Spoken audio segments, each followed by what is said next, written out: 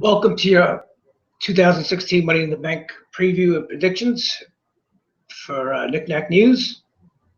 So the WWE's already marketing this as the greatest Money in the Bank in the history. Aren't you supposed to do that after the event? But then this is the same company that's already declared this the new era. So this is going to be a very intriguing pay-per-view or network special, whatever they call it now. And I say intriguing because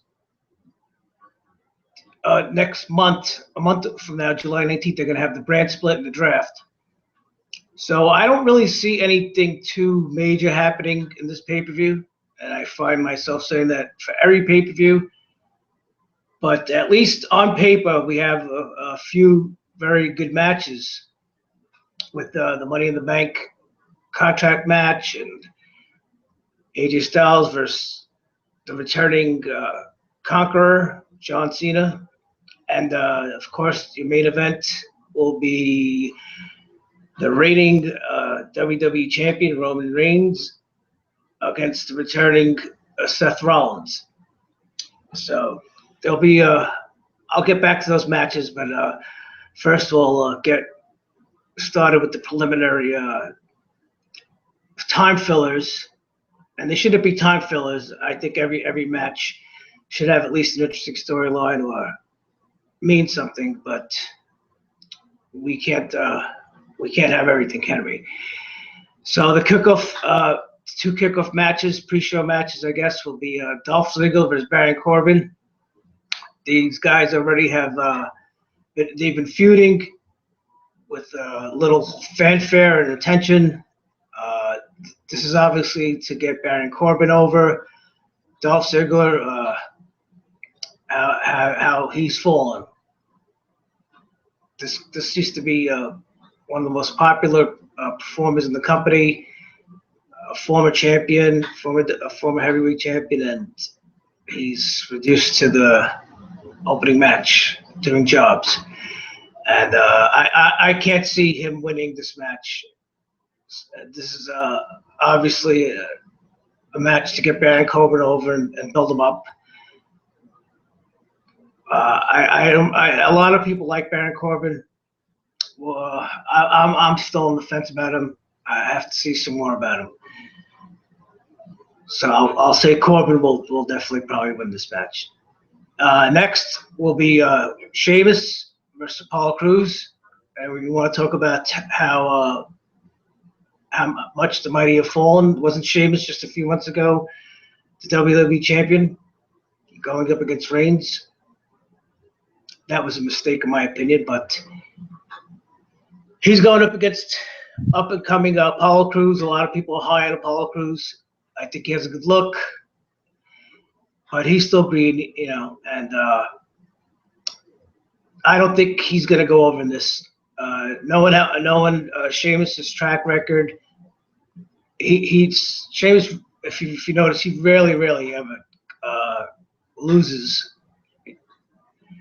And I think this is just a match to test Apollo Crews against a very good worker. I'll give him that. Sheamus, if you get past his look and all that, Sheamus, at the end of the day, is a very good in-ring worker. But this is a test for Apollo Crews to see how he could perform against a good worker. So, but his time will be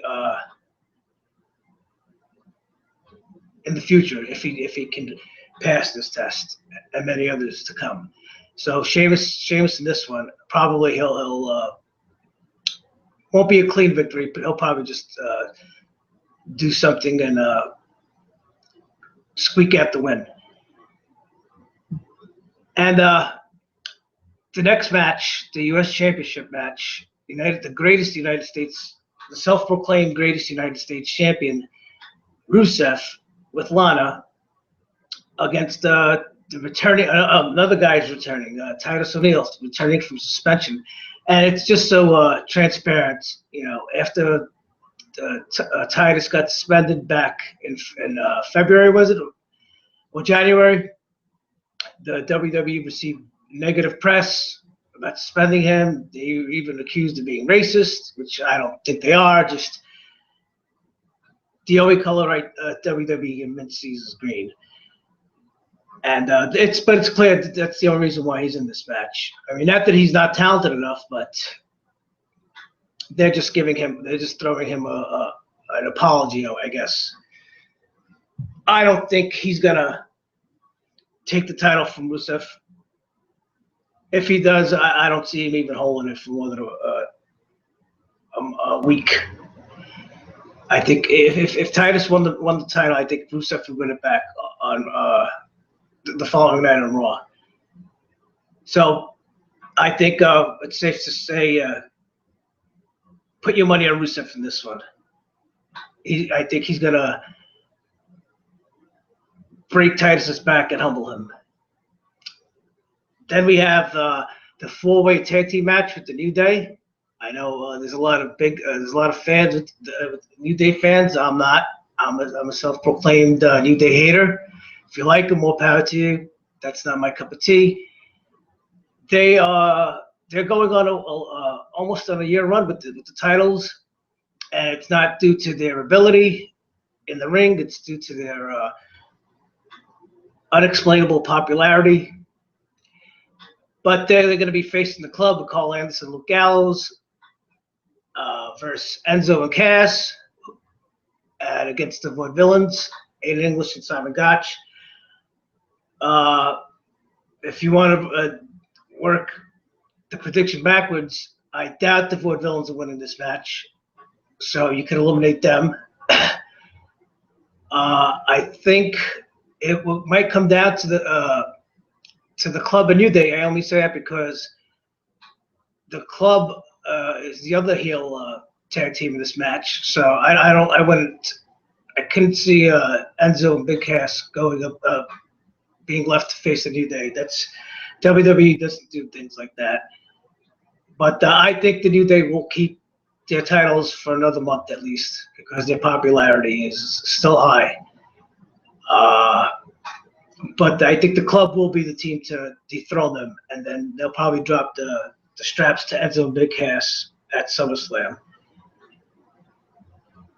And I'm not too high on Enzo and Cass only because you could see already that the WWE has plans to make Big Cass a single star.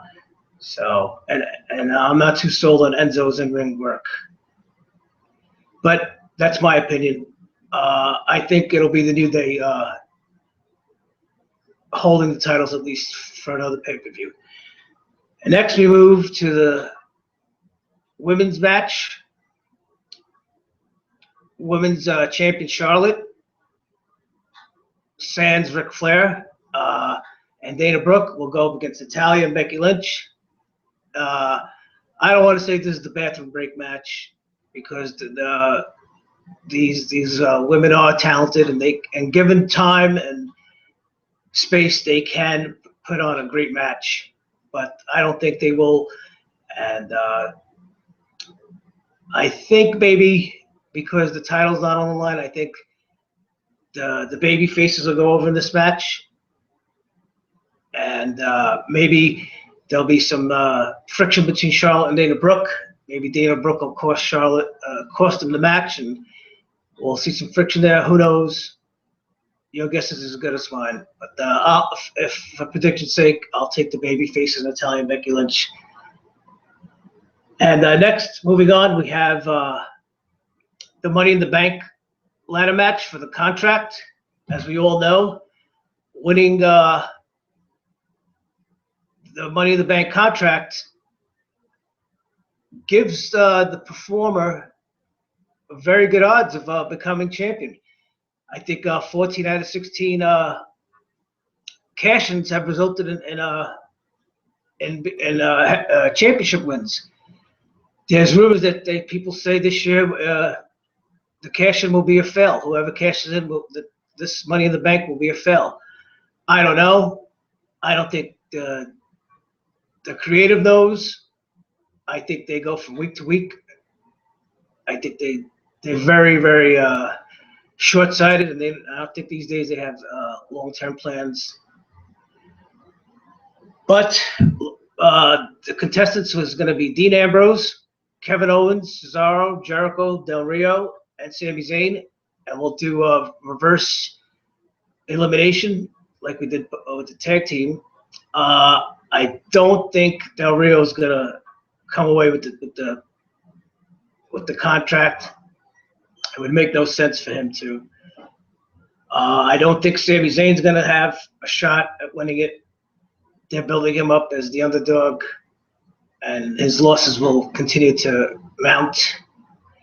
Cesaro, it would be nice, but have they given us any indication that they have confidence in him?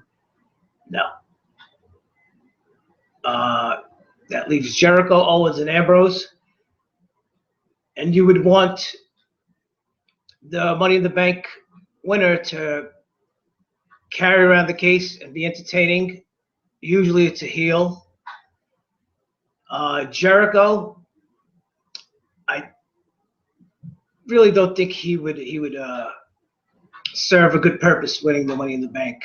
He's already he's been the champion already, and although they'll mention that he's never won a Money in the Bank, to kind of put it into your head that this could be his first time, I don't think so.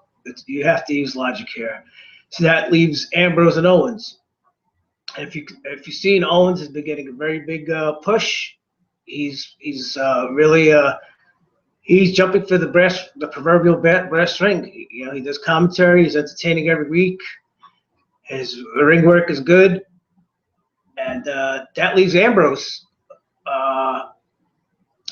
I keep mentioning in March, he was the most popular performer in the company, surpassing Roman Reigns, and that was bad business for WWE. So they had to scale him back a little bit.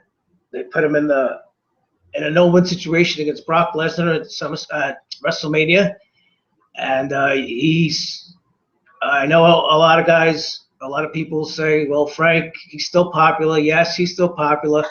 And I keep saying that's not going to last forever. He can't keep going on throughout his whole career losing. That's called a bridesmaid. But to predict this, I mean, it's the storyline. If you make Dean Ambrose win the Money in the Bank, he'll be entertaining. But I say no to that because his popularity would increase again, and people would root for him to cash it in against Reigns. And I don't think that's, again, if you go back to WrestleMania, that's not what WWE wants. So they do not want to heat up Dean Ambrose. Not when Roman Reigns is struggling so bad as the top baby, the promoted top baby face in the company.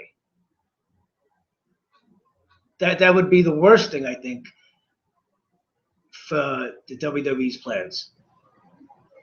Unless, like I mentioned in my other show, Talk Wrestling with Jimmy and Frank, if they have plans for a Shield reunion or a Shield triple threat match down the road at WrestleMania, then this is the only way that you do it, because you have Dean Ambrose have the Money in the Bank, have Seth Rollins win the Royal Rumble, and then they could write their story for a triple threat match at next year's WrestleMania. But I really don't think that's going to happen. I have it in my bones. So I think that's going to leave Kevin Owens.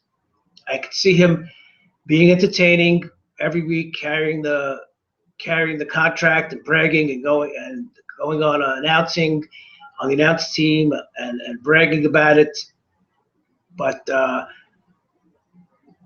that would make the rumors true that this year's cash-in would be a fail, because I do not see him cashing in on Reigns and beating him. I would be very shocked to see the title around Owens' waist. But my prediction stands. I think Kevin Owens will win this Money in the Bank. So next we move on to the returning John Cena, everybody's favorite. well, 50%, as John Cena said a couple of weeks on Raw. 50% of you want me back. 50% of you, no, 50% of you got my back. 50% of you don't want me back. So the top star of the last decade admits that 50% of the people don't want him, don't want to see him. Very good. And he takes on AJ Styles. They're building this up as the dream match. The match that should be a WrestleMania match. It could be a WrestleMania match on paper. Yeah, it is. But you have the hardcore fans who are dreading this because look what already happened. AJ Styles went up against Roman Reigns twice. He threw the kitchen sink, everything and the kitchen sink at Roman, and in Cena-esque fashion, he kicked out of everything and won. And the hardcore fans, they're sensing that this is going to happen. Although, as we've seen in probably the last 2 years, whenever a major star faces Cena, they win the first match, and then they go on to lose the second, the third, the fourth, and the fifth match. So what's the point of winning the first match? And you say, oh, Frank, well, at least he's in the ring with Cena, and they're making him win, so that should give him credibility. But not if if this is a pattern, if it's a predictable pattern. You know, if Kevin Owens beat Cena, and then he lost the next two. Seth Rollins beat Cena, and then he lost 4 times in a row, 3 of them on TV. It's 2016. Cena could afford to lose 2 out of 3 matches, and you have to do it for AJ. If he's to be billed as a top star, he has to come away doing something that nobody has done in a while. The last guy to beat Cena in a feud was CM Punk in 2011. Let Styles beat him 2 out of 3 times. Clean.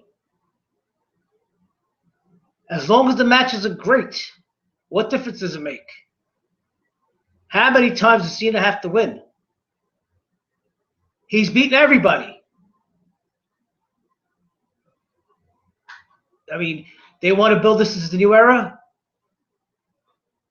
but they want to give us a promo every 5 minutes about the return of John Cena. That's an oxymoron. Anyway, I'm not going to get into rant.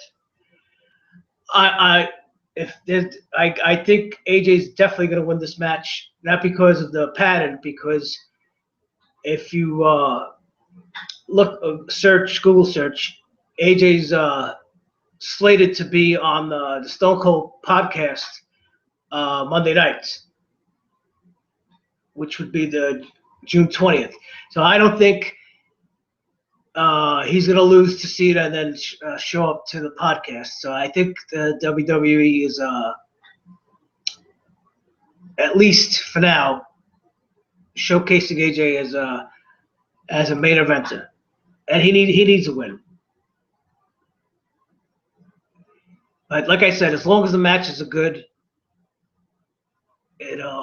AJ, he's one of the top performers in the world. If not right now, he's probably the best wrestler in the world. Probably between him and Seth Rollins. But yeah, AJ needs 2 out of 3 wins. So moving on to the final match, the main event.